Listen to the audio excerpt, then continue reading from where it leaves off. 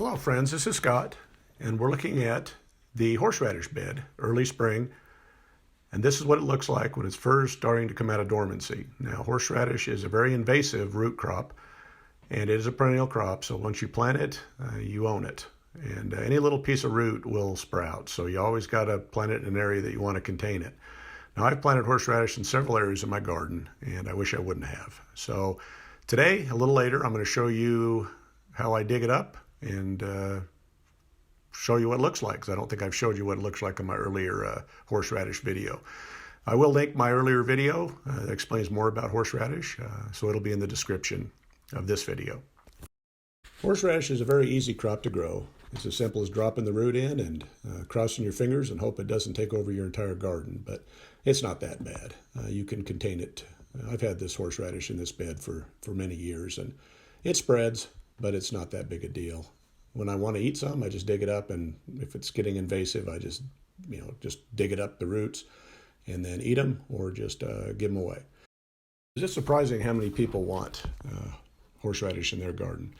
Now here's an area of my garden over by my espalier apple tree and my new bed, my new strawberry bed, that I'm going to dig up some of this horseradish. It's really spreading out through here, and I don't want it here. So this is what I'm going to pick for myself, and I'm going to make some nice horseradish sauce. So I love to have the spicy concoction with my steaks, and also it's obviously great with prime rib, but I don't know how to cook prime rib, so I guess I'll just be using it on steak myself.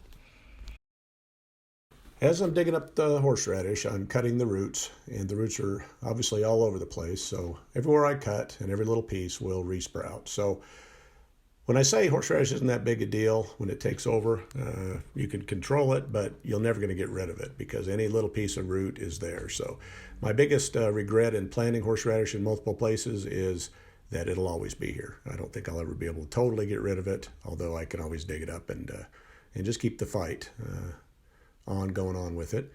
Now shake a little dirt off. Yep, dropped a little bit here, but here's what it looks like. And the roots will get bigger than these, but these are nice size roots.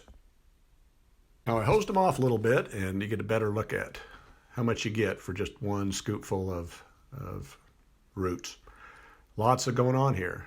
But what's neat here as you look at the tops is I can just cut the top off, and if I want to thicken up my other bed where I want to keep it, I'll just replant it. So again, any part of this root will resprout. So it's just it's the plant that keeps on giving.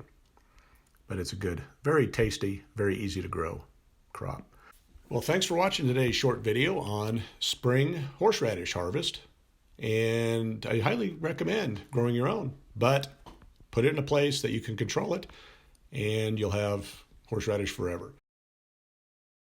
Please check out my video library of many gardening related topics while I live my best rural life in the city. And if you like what you see, please subscribe. Thank you.